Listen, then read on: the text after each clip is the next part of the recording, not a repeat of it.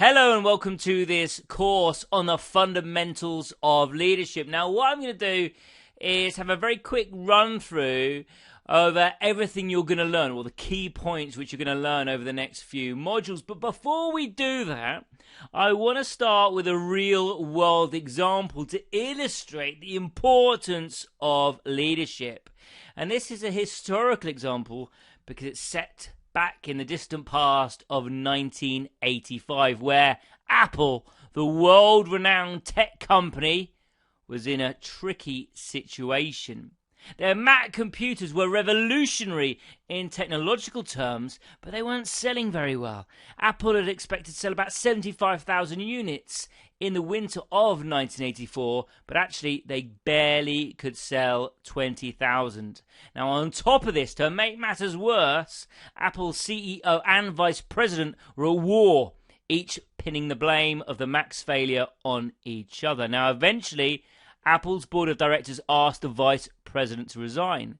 Now, this was a reasonable move. His rash and risky behavior had given Apple a reputation for being untrustworthy in the eyes of the public.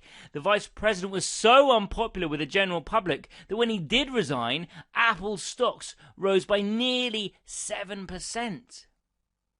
Now, you may be surprised to know that we're talking about the hero of enterprise himself, Steve Jobs. Now, let's flash forward to today's world, and Steve Jobs is considered the driving force behind Apple's success. 12 years after his resignation, Jobs returned to Apple, and during his time as chief executive officer, the company's stock rose by more than 9,000%. He helped Apple grow to be one of the most valuable companies in the world. So how exactly did Jobs go from damaging Apple's stocks to making them skyrocket? Well, he had to make some big changes. Steve Jobs wasn't considered fit to front Apple in the 1980s, but when he returned, he brought with him some exemplary leadership practices. As you'll learn throughout this course, good leadership practices are essential to the success of a business, and this doesn't just apply to CEOs like Jobs. When you manage a team, no matter how large or small, your conduct as a leader is the ultimate driving force that ensures you're able to meet your targets, develop your staff, and further your own career. But where do you start when it comes to choosing the right leadership practices for you? Well, to help you on your way to making decisions about the type of leader you want to be, this course is going to cover the roles and responsibilities that you need to adopt so that you can bring your best self to work and get the most out of your team. How to lead responsibly whilst also considering your own ethics and values in order to successfully balance the needs of your company's differing stakeholders, and how to overcome obstacles to your leadership both inside and outside your organization so that you're always leading effectively no matter what the situation. Now, once you've got to grips with all of that, you should be well on your way to understanding how you too can demonstrate great leadership practices in your role. So what we're going to do now is start right at the beginning and ask ourselves, what exactly does it mean to lead in our very first video? And what we're going to do, we're going to talk about Steve Jobs and Apple a lot during this module. So I'm going to keep those little diagrams up on screen just to remind us. Okay, so the name of our first module is called The Leadership Practices You Need for Success. And we're going to be starting with your roles and responsibilities as leader. And we're going to cover this in quite a lot of detail. But let's start with the important topic of your roles and responsibilities as a leader. And let's ask ourselves, what exactly does it mean to lead? Because if you want to know how to do it, you're going to need to first know what it is. So let's start right at the beginning. What exactly is leadership? Can we have a simple definition? Well, leadership basically involves influencing people using social skills. And you exert this influence as leader so that other people support a common task, the accomplishment of a common task. Basically, you're inspiring everyone to work together to hit the same goals. Okay? Now, you may be thinking, hold on, this seems very similar to management. But basically, I'd like you to think of leadership as a process that involves achieving tasks through motivation and inspiring followers, whilst management is actually more focused on the coordination and the organization of resources so those objectives are achieved in the most efficient and effective way possible. Okay? That sounds pretty simple, doesn't it? Is that all there is to it? Well, yes. Steve Jobs certainly did more than persuading people to help him out at Apple. In fact, his employees were so driven that they would make t-shirts to celebrate the fact that they were working 90-hour weeks. Now, truth be told, in fact, there are many different roles that you're going to have to undertake in order that you lead successfully. So that's why we're going to start here. We're going to start with the 4 key roles that are essential to you to become a great leader.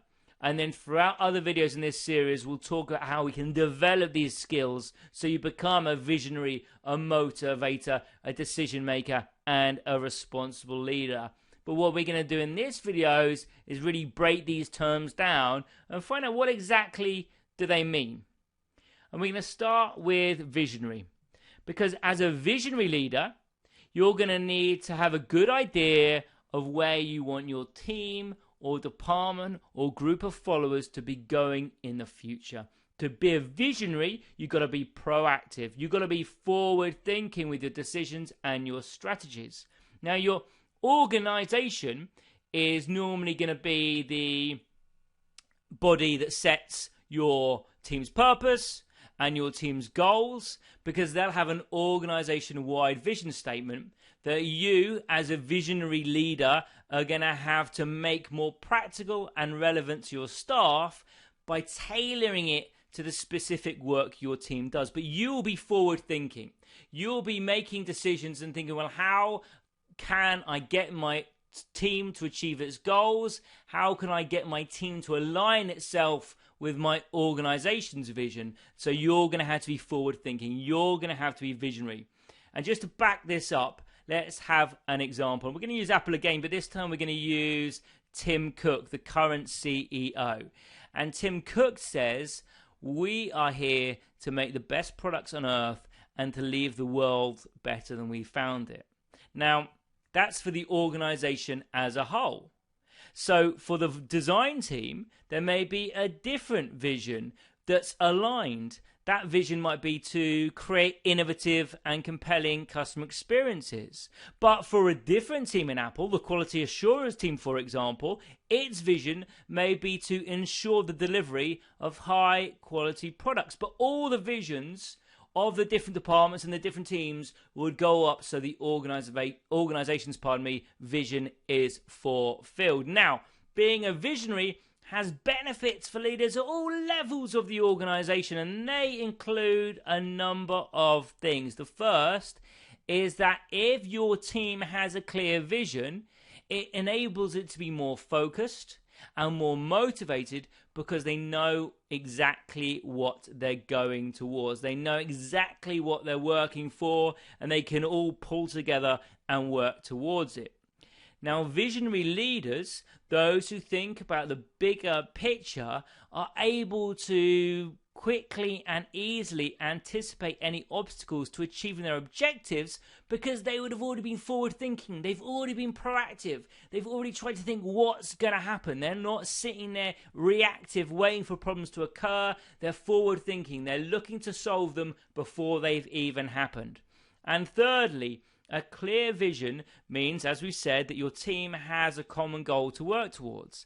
Now, in turn, that can strengthen the relationship of the team members and gives them an extra ability to work as a cohesive team because they know what they're going for, and then quite simply, they can all work together to achieve it. So there we go. That is visionary. Now, we can move on to our second role, which is motivator. Now, we talked about managers earlier on. Managers will use their authority to make sure that tasks they set get done. But if we go back to the quote earlier on, leaders are a driving force. So what leaders do instead is they get people to actually want to achieve the goals. And they do this through motivation and inspiration. They are the motivators. They are the inspirers. Okay, so what does it mean to actually be a motivating leader? Well, managers may often make their team work overtime so that they hit their targets. But a motivating leaders team, the team will actually volunteer to do the overtime. And that's because they're committed. They've bought in to the targets, the objectives. They want the team to succeed. Now, inspiring your team is going to help develop staff buy-in. And that's going to make it easier for you as a leader to implement your decisions and achieve your goals. Because you're motivating your team, you're inspiring your team, so they actually want to help you fulfill those targets, those ambitions, those goals or objectives. And that's going to make everything much easier. But of course, the question is how actually you go about motivating your staff. And to a large extent, that's going to depend on the type of team that you manage and how engaged your staff already are. So let's think of an example. Let's imagine we've got a team that's working in a company's call center. Now, their tasks, their roles are going to be relatively repetitive. And actually, there may be limited opportunities to promise that team promotions or pay rises, which is normally a way you can incentivize and motivate staff. Instead, the manager of that team is going to have to find other incentives to motivate staff. Perhaps they might set up a competition within the team to see who takes the most amount of calls or whatever their metric's going to be. But they're always thinking about how they can motivate, how they can drive their team on. Okay.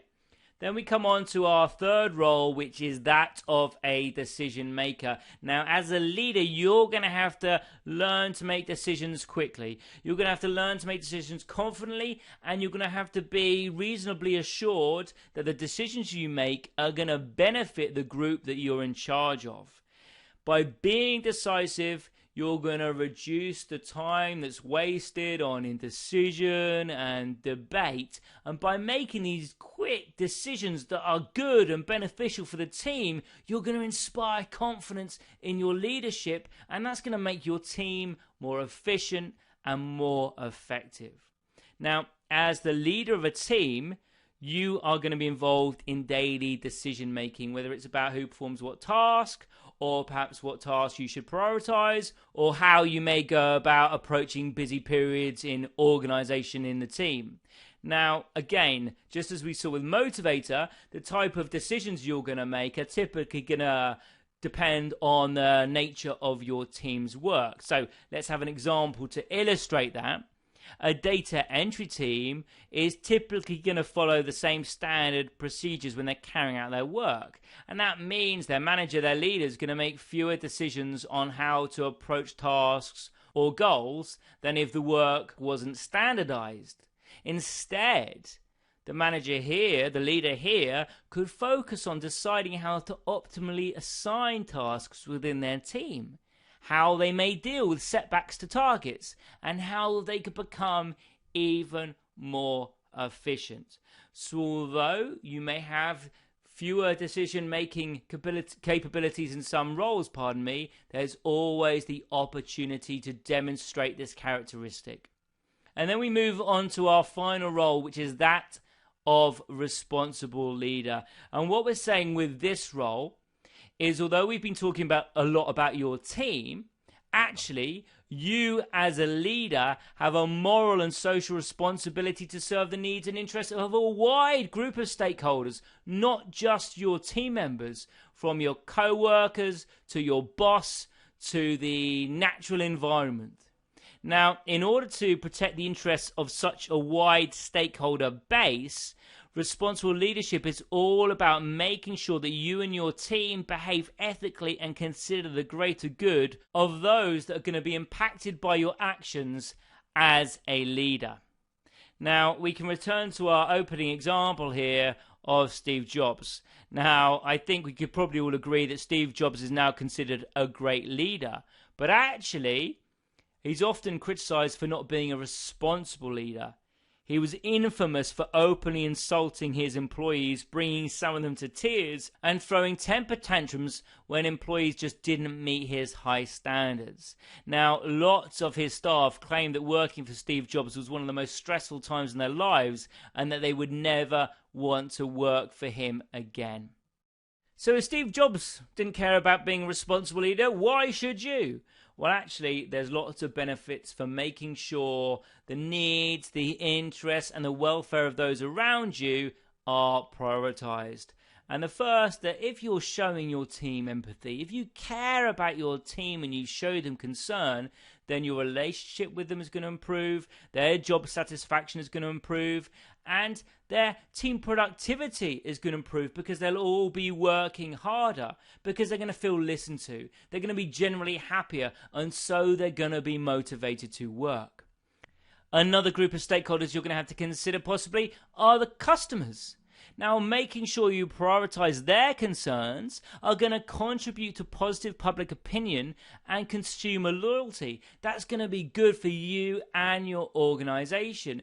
Another group of stakeholders are the company's owners. So, for example, the shareholders, the company's leaders. By prioritizing their interest, it means that your team is going to be helping to contribute to a profitable and successful company. Now, this is good because, of course, it's going to mean that the company is successful. But for you as a leader, it's also going to protect your position. People are going to go, you're a good leader, let's keep them in the role.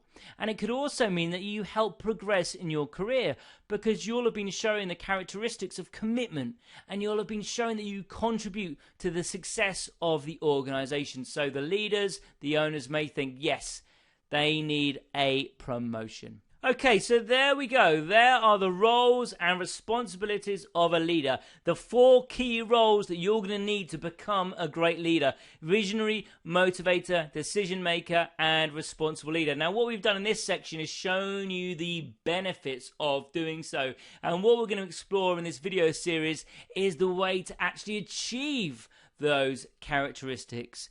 But firstly, we're going to turn our attentions to see how the roles and the responsibilities of finance managers actually looks in the real world. Because I've talked about 4 roles, and those roles are broadly applicable to all finance areas.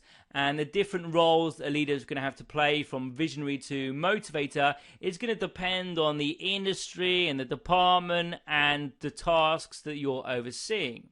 Now, because of each of the factors we've looked at tend to be relevant to the leaders of large finance teams, what we're going to do is look at how each factor would apply to the chief financial officer of an organization. But I should stress, just because we're applying it to the CFO doesn't mean that they can't be applied lower down in the organization. What we're also going to do is look at how the relevance and application of these roles could differ for a lower level manager in charge of an accounts payable team, who may be more, or maybe seen to be more, of a manager than a leader. Okay, so let's bring up the roles again, and we've got visionary. Now, there's a very famous lesson in a movie which I can't quite remember. Is the slogan, "With great power comes great responsibility." As you progress in your career, as you move up into positions of greater and greater responsibility, you're going to have more impact on the organization's overall direction. And as such, you are going to be expected to set the clear and forward-thinking direction for your team. Now, the CFO is responsible for making sure that the finance function's future direction is complementary to the vision of the organization. And so what the CFO is going to have to do is to create a finance strategy which supports the organization's general strategy and supports the organization's overall vision. Now, in order to be visionary, in order to be proactive, the CFO is going to have to be constantly looking at different opportunities, assessing different threats that the company faces, and also encourage the finance team to be doing the same. So that's the CFO. I think we can see how the CFO would definitely have to be visionary. But what about the accounts payable team? Because after all, the accounts payable team carry out standardized work, and the work they do carry out is going to have little direct impact on the organization's overall direction.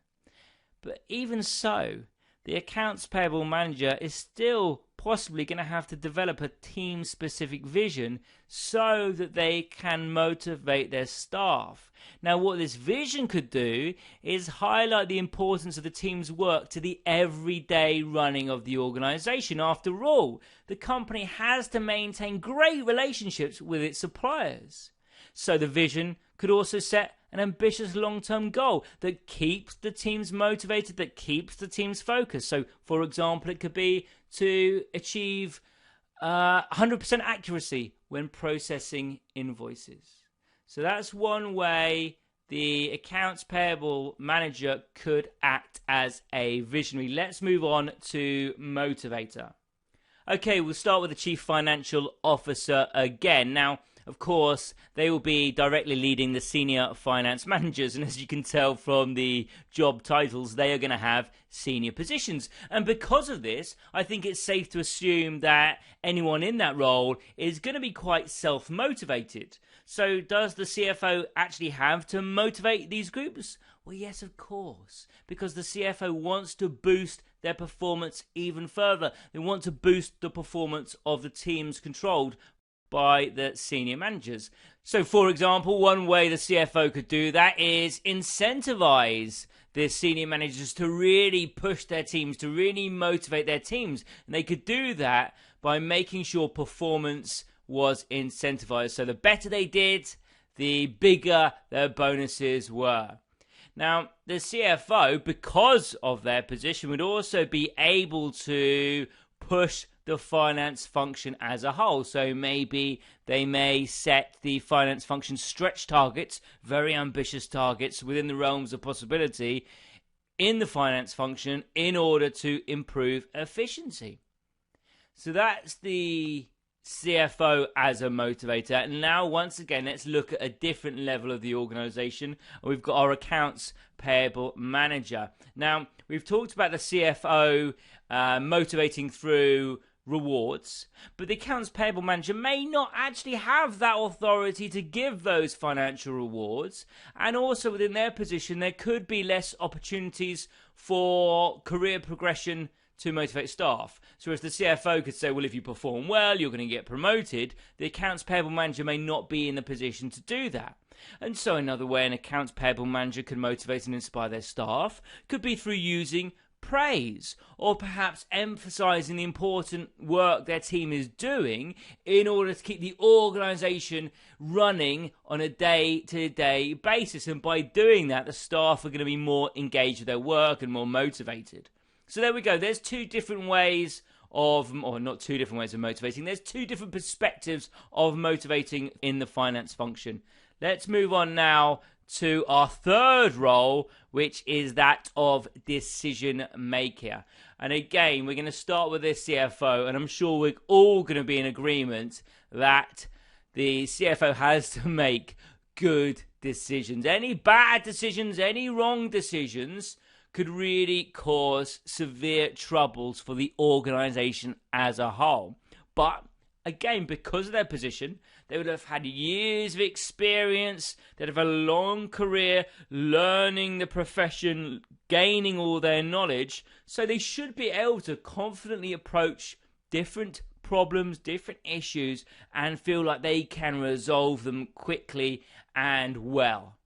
Now, to make sure the decisions they make are as beneficial to the entire organization as possible, the CFO should be in charge of designing the financial strategy and contribute to the corporate strategy as a whole in collaboration with the chief executive officer and other directors. And that just makes sure that everyone is on the right page, that everyone is making decisions to get the organization to its destination. Now, one of the most important elements at managing at strategic level is knowing when to not make the decision. when that decision can instead be delegated. But the chief financial officer should focus on the strategic issues that face the company's financial position and then make decisions relating to that. For the most part, they should leave the operational decisions to the operational financial managers. So again, what we're seeing there is also a decision in which decisions they can leave to their members of staff.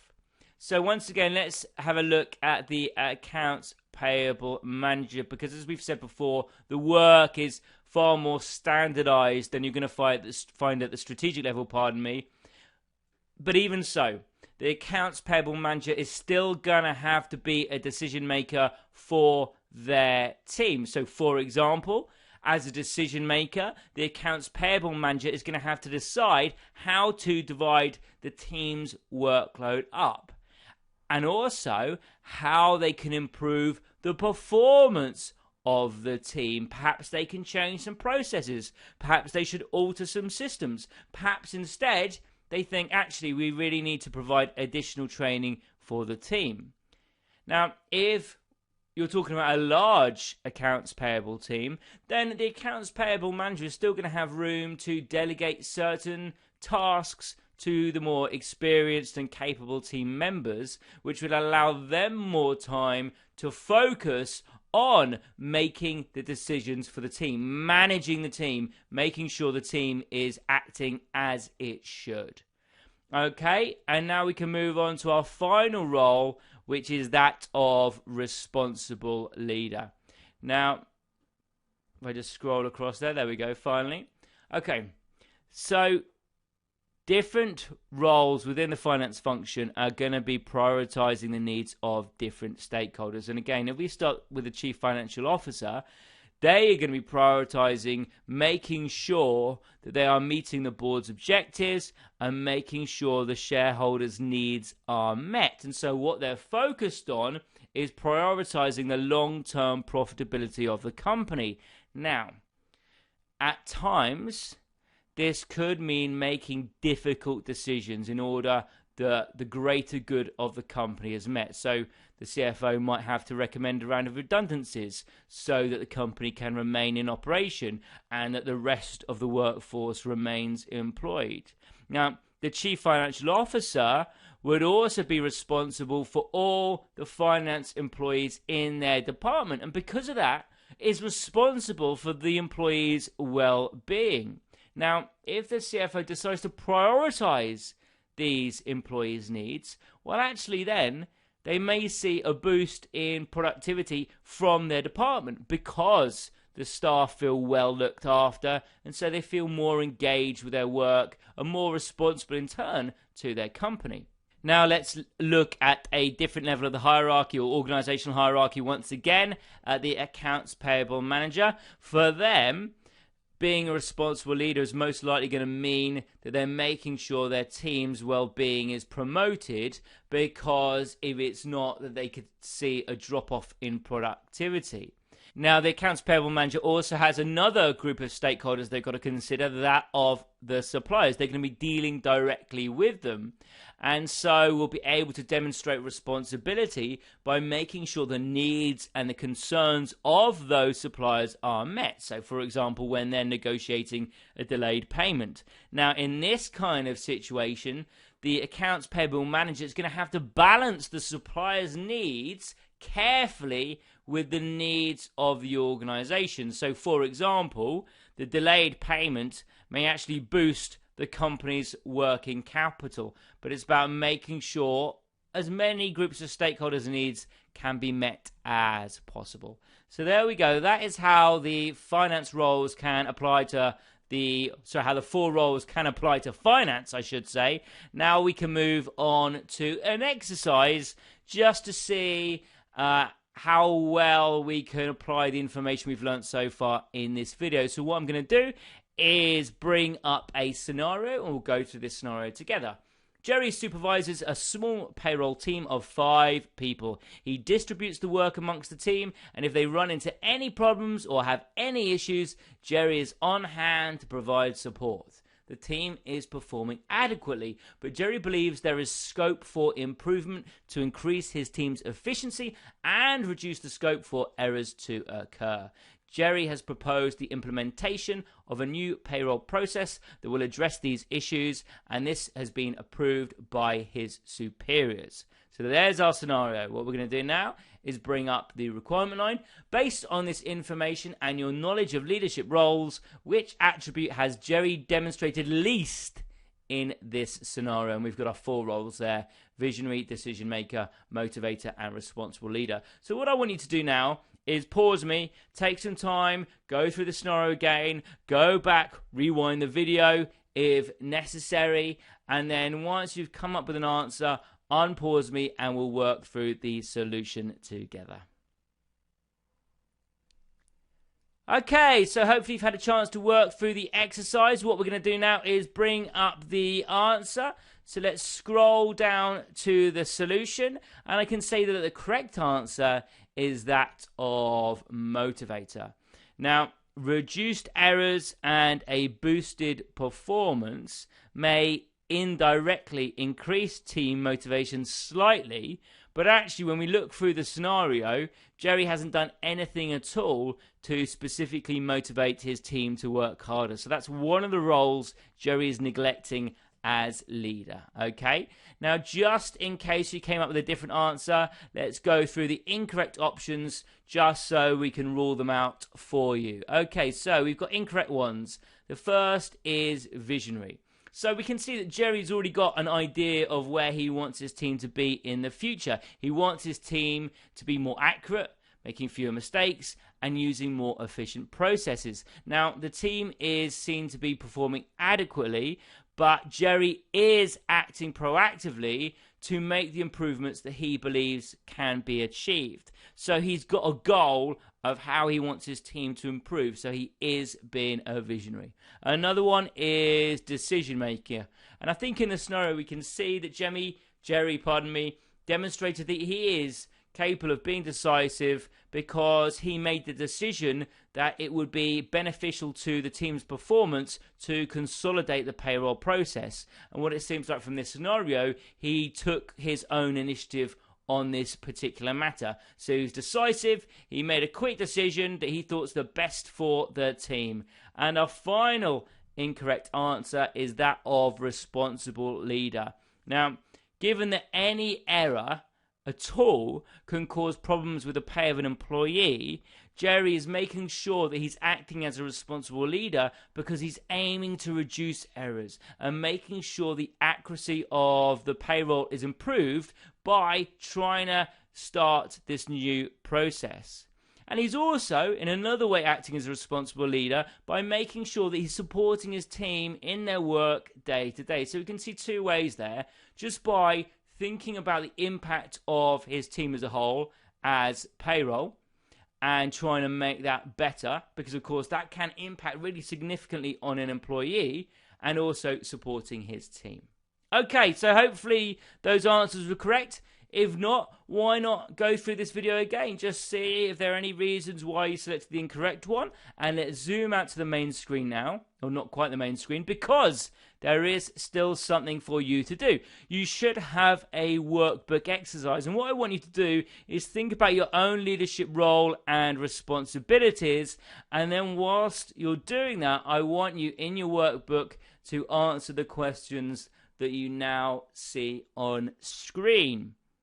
But the work does not end there, I'm afraid, because under this video you should find links to some further reading, which is going to give you more information about these 4 leadership roles, and also kind of give you a broader context than we've covered if you want to. And I recommend checking them out indeed. Okay.